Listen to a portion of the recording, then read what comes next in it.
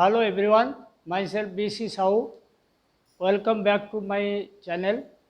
हमने जो पिछला बार पढ़ाया था कॉटन प्रॉपर्टी के बारे में, आप लोग का अच्छा रिस्पॉन्स आया और अभी जो पढ़ाने जा रहे हैं उसी का दूसरा पार्ट है और हम चाहते हैं कि इसको आप एक बार देखिए और इसका आपको अच्छा नॉलेज मिलेगा। अगर समझ जाएंगे तो हम समझाते हैं अभी आपको, ठीक है। तो ये मैटर है कंट्रीब्यूशन का। कंट्रीब्यूशन मतलब ये होता है कि अपन कौन सा कटन लेंगे, कौन सा काउंट के मटेरियल में।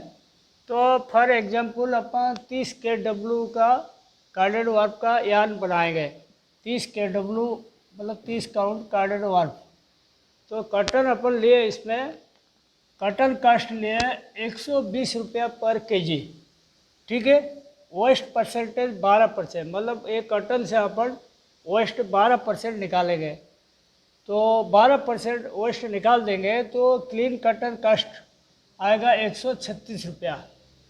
इसको 120 रुपया में जो है भाग 0.88 करिएगा तो 136 रुपया आ जाएगा। वेस्ट क्रेडिटेड ₹5 लिए हुए। तो वेस्ट क्रेडिटेड मतलब अपन जो प्रोसेस पे जो वेस्ट निकलेगा इसको हम बेचने के लिए लगाते हैं कि बेच देते हैं। तो बेचने के बाद वो पैसा मिलता है अपना, वो यार्न सेल जो होता है उस पर ये पैसा अपना माइनस हो जाता है प्रोसेस से। और इसका जो रेट होता है वेस्ट क्वालिटी का हिसाब से 4 से 6 रुपया तक होता है। अगर अच्छा वेस्ट निकाले तो 6 रुपया पर केजी जाएगा। थोड़ा ख़राब वेस्ट निकाले, ख़राब क्वालिटी का, तो 4 रुपया का जाएगा। ओजेस पर केजी मतलब जो अपन कारीगर लगाते हैं और उसमें जो अपना खर्चा होता है पर केजी कितना पैसा अपन खर्चा किए। जैसे हमने लिया 7 रुपया पर केजी, मतलब 1 केजी धागा बनाने में 7 रुपया कारीगर के लिए अपन इस्तेमाल किए। स्टाफ सैलरी हो गया कितना, 2 रुपया पर केजी। मतलब ये भी अपना जुड़ेगा कटन की रेट से, क्लीन कटन से जुड़ता रहेगा। खाली ये 5 रुपया जो है ये माइनस होगा। उसके बाद आया पावर कास्ट हमने पकड़ा 25 रुपया पर केजी। और ये जो पावर कास्ट है ये एरिया टू एरिया या स्टेट टू स्टेट वेरी करेगा। कहीं ज़्यादा रेट रहता है, कहीं कम रेट रहता है। तो ये जो फिगर है 25 रुपया, ये जैसे फाइन काउंट हो जाएगा ये 25 रुपया बढ़ जाएगा। फाइन काउंट में बढ़ जाएगा, कोर्स काउंट होगा कम हो जाएगा। और अलग स्टेट होगा, अलग अलग स्टेट में अलग रेट रहेगा, वो भी वेरी करेगा। पैकिंग कास्ट हमने लिया 2 रुपया पर केजी। ये सिंपल बोरा पैकिंग होता है जो 2 रुपया के आसपास पड़ता है पर केजी कास्ट। लेकिन हम अगर एक्सपोर्ट पैकिंग करना चाहेंगे तो वो 3 रुपया से 4 रुपया तक लग जाएगा एक्सपोर्ट पैकिंग अगर करेंगे। तो अपन अभी एक्सपोर्ट पैकिंग का पकड़े नहीं, ये अपना मतलब 2 रुपया बोरा पैकिंग के हिसाब से पकड़े। और मेंटेनेंस कास्ट मतलब अपन प्रोसेस में जब मशीन चलाते हैं उस पर खराबी होगा, पार्ट्स चेंज होगा और तेल ग्रीस चाहिए, सब चीज़ चाहिए, उसमें अपन 1 रुपया पर केजी का पकड़े हुए मेंटेनेंस का। और ये मेंटेनेंस कास्ट जो 1 रुपया पकड़े हुए हैं वो भी चेंज होता रहता है। जैसे आपकी पुरानी मशीन है, ओल्ड मशीन है, तो ओल्ड मशीन में ये कास्ट बढ़ जाएगा, ठीक है। अगर आपकी नई मशीन है तो कास्ट 1 रुपया करीब पड़ेगा। पुराना मशीन होगा 2 रुपया लग सकता है, 3 रुपया लग सकता है, अपन फिर भी 1 रुपया यहाँ पकड़ा हुआ है क्योंकि ये अच्छा प्लांट का है। सेल वैल्यू मतलब अपन पर केजी यार्न कितना पैसा में बेचेंगे। तो समझ लीजिए अपन 196 रुपया में बेचे तो कंट्रीब्यूशन रहा। बाकी कंट्रीब्यूशन कैसे निकाला जाता है, तो 136 में ये प्लस होगा, 2 रुपया प्लस होगा, 25 वाला भी प्लस होगा, ये भी प्लस होगा, ये मेंटेनेंस कास्ट भी प्लस होगा। और ये सारी प्लस होने का बाद ये 5 रुपया जो है खाली यही वाला माइनस होगा। तो ये आपका टोटल हो जाएगा, जितना होगा उससे 196 से माइनस हो जाएगा, वो फिगर माइनस हो जाएगा। तो इसमें अपन को 28 रुपीज़ पर केजी का कंट्रीब्यूशन आता है। अगर 1 केजी में अपन 28 रुपया का कंट्रीब्यूशन लाते हैं, फॉर एग्जाम्पल अपना प्रोडक्शन पर डे 13 टन का है फॉर एग्जाम्पल, तो 13 टन में 13,000 इंटू 28, तो 3.65 लाख रुपीज़ का एक दिन का कंट्रीब्यूशन है। अगर इसको अपन 30 दिन का वर्किंग डेज पकड़े, महीने का एवरेज वर्किंग डे 30 दिन, तो 3.65 इंटू 100 इंटू 30, तो 109 लाख पर मंथ कंट्रीब्यूशन आएगा। तो कोई भी काउंट बनाने से पहले इसीलिए अपन एक कंट्रीब्यूशन का एक अपन निकाल के रखें, उसी हिसाब से अपन बढ़ाने की कोशिश करें ताकि हमको ज़्यादा से ज़्यादा फायदा मिले। ठीक है, अब अपन जाएंगे दूसरा चैप्टर में, एक कॉटन से रिलेटेड है।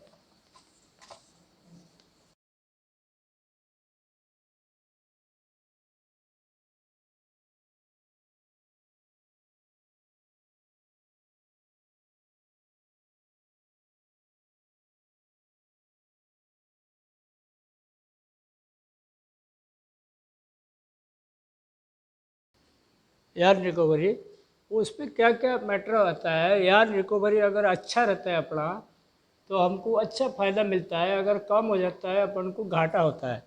तो यार्न रिकवरी में क्या क्या चीज़ इसको अफेक्ट करता है, थोड़ा देखिए एक बार। ब्लो रूम और कार्डिंग वेस्ट अपन लिए 10% का। तो ब्लो रूम कार्डिंग का जो वेस्ट है, हम किस हिसाब से डिसाइड करते हैं 10% लेना या 8% लेना।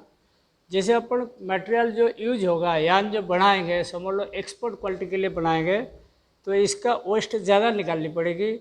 अगर डोमेस्टिक मार्केट में बेचना है तो कम वेस्ट निकालेंगे चल जाएगा। और ब्लो रूम कार्डिंग का वेस्ट 10% हो गया। Hard waste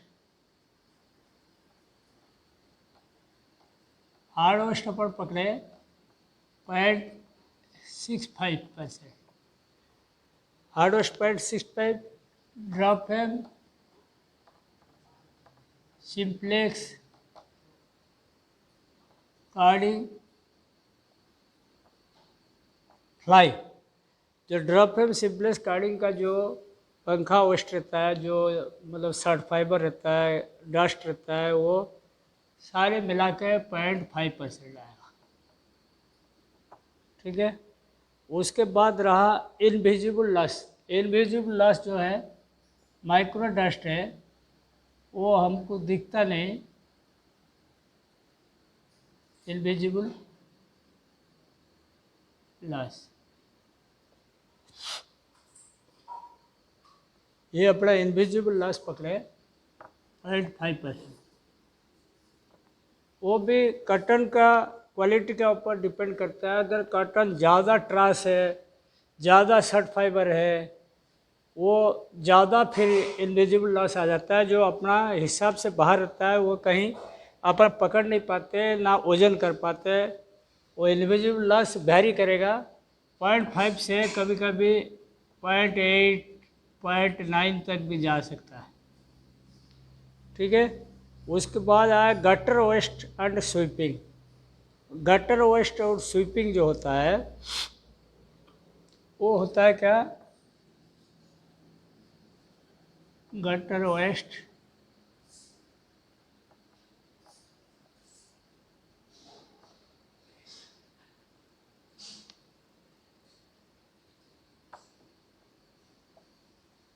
gutter waste sweeping जो होता है, तो अपना जो ह्यूमिडिटी प्लांट चलता है, रिटर्न फैन चलता है, उसमें अपना शर्ट फाइबर, फ्लाई वगैरह खींच लेता है। वो स्वीपिंग जो अपन झाड़ू मारते हैं वो सब फ्लाई वगैरह रहता है, ये रहता है वो सब गटर वेस्ट एंड स्वीपिंग, ये अपना पकड़े हुए 1.35%। तो टोटल हो गया, ये अपन जोड़ देंगे तो 13%। मतलब अपना अगर 100 किलो कटन लेंगे उसमें 13% माइनस हो जाएगा, मतलब 87 kg यान मिलेगा।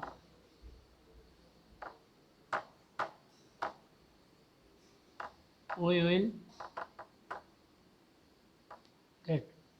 और ये 87 जो है ये अपना खाली कार्डेड क्वालिटी के लिए है। अगर हम इसको कुंबर का धागा बनाएंगे उस पर रिकवरी क्या रहेगा,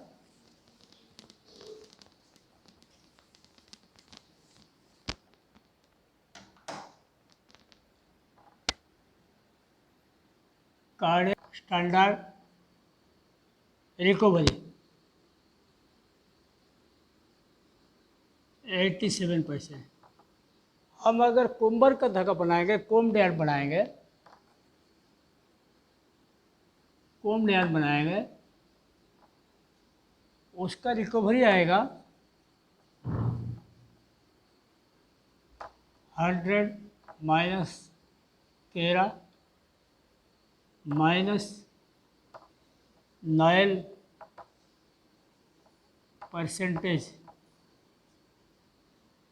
is equal to standard recovery. ये हो गया आपकी रिकवरी का पूरा डिटेल हो गया, कोम्बर और कार्डेड दोनों वैरायटी का। How to achieve yarn realisation, अपन धागा में जो रियलाइजेशन कैसे बढ़ाएंगे उसको अपन कैसे अपन बेटर कर सकते हैं, उसके लिए क्या क्या स्टेप ले सकते हैं। सबसे पहला देखिए इंडिविजुअल बेल वेट, जो अपना आरएमजी से जो बेल इशू करते हैं इसको हर बेल का वजन करके अपन को अंदर मिक्सिंग में लेना पड़ेगा, नहीं तो समझ लीजिए वजन कम होगा और उन्होंने ज़्यादा लिख दिया तो अपना रिकवरी में बहुत फर्क पड़ता है। वो बेल वेट वजन करना सबसे ज़रूरी है, वो नहीं करेंगे तो रियलाइजेशन कम आ जाएगा। चेक मॉइस्चर, मॉइस्चर मतलब होता है कटन का अंदर मॉइस्चर रहता है, एक्चुअली स्टैंडर्ड है 8%। अगर 8% से ज़्यादा है, समझ लीजिए 13% है, 14% है, कभी कभी बारिश का मौसम है 15% तक आ जाएगा, ऐसे कटन इशू नहीं करना। इशू करेंगे तो हम लोग फंस जाएंगे क्योंकि मॉइस्चर तो प्रोसेस में उड़ जाएगा, अपना मटेरियल कम हो जाएगा, फिर यार्न रियलाइजेशन का बड़ा प्रॉब्लम आता है मॉइस्चर के लिए। ये दूसरा पॉइंट है, ये बहुत इंपॉर्टेंट पॉइंट है, 2 पॉइंट जो है। उसके बाद आता है check waste percentage of blowroom carding. जैसे ब्लोरूम कार्डिंग का अपन जो स्टैंडर्ड बना रखे हैं, जैसे एक्सपोर्ट के लिए 10% निकालनी है या डोमेस्टिक के लिए 8% निकालनी है, वो सही दिशा में हम जा रहे हैं नहीं जा रहे हैं कैसे मालूम पड़ेगा। इसको कम से कम अगर लंबी प्रोसेस आपकी चल रहा है, हर 15 दिन में एक बार इसको वेस्ट का परसेंटेज चेक करना ज़रूरी है, पूरा ब्लोरूम कार्डिंग का। और ये अपना जो स्टैंडर्ड बना रखा है स्टैंडर्ड से ज़्यादा नहीं जाए और कम भी नहीं जाए, कम जाने से फिर क्वालिटी प्रॉब्लम आएगा। जो स्टैंडर्ड मेंटेन किए हुए उसी हिसाब से रहे।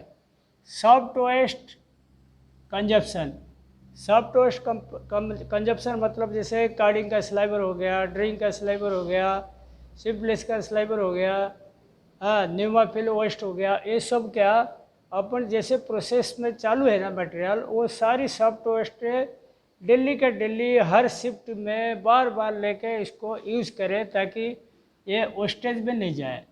ये भी बहुत इम्पोर्टेंट चीज़ है।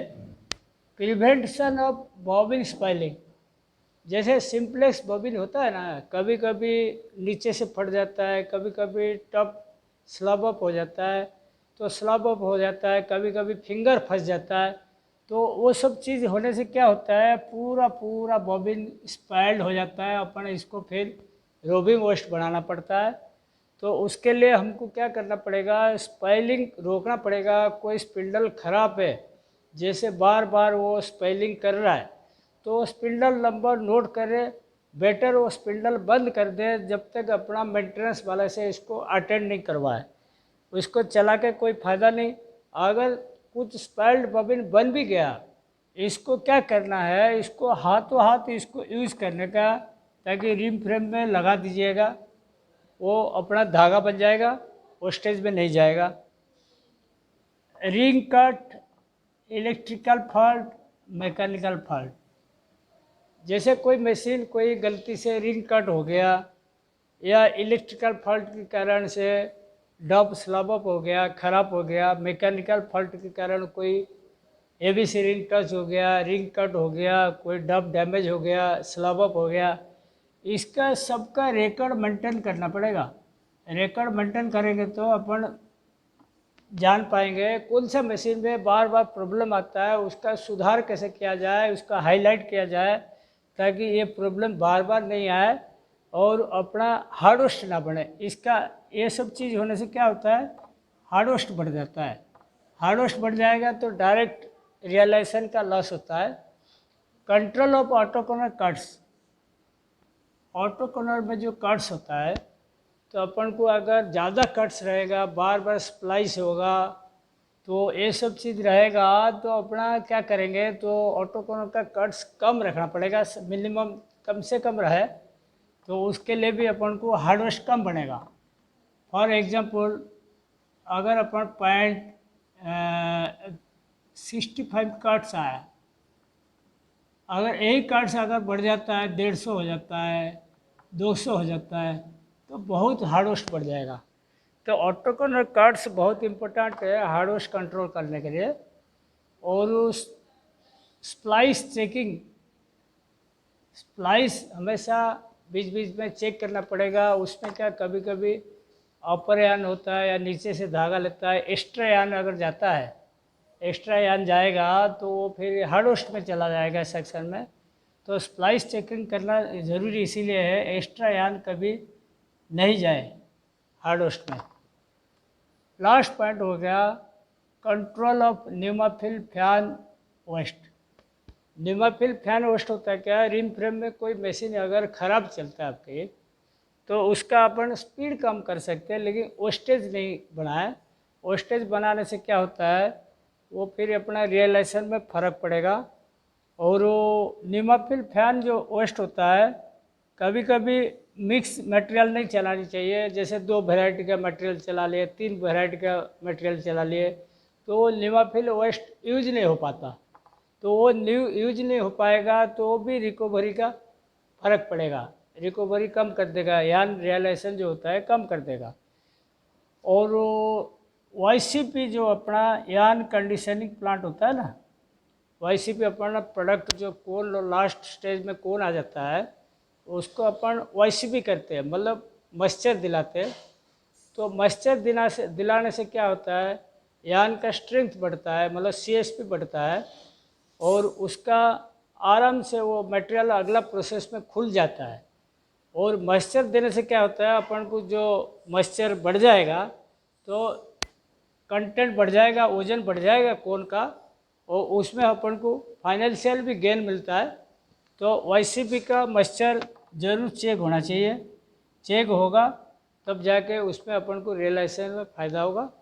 ये रियलाइजेशन का पूरा पूरा चैप्टर है, इसको बढ़िया से स्टडी कीजिए। कोई दिक्कत है मेरे से संपर्क करिए।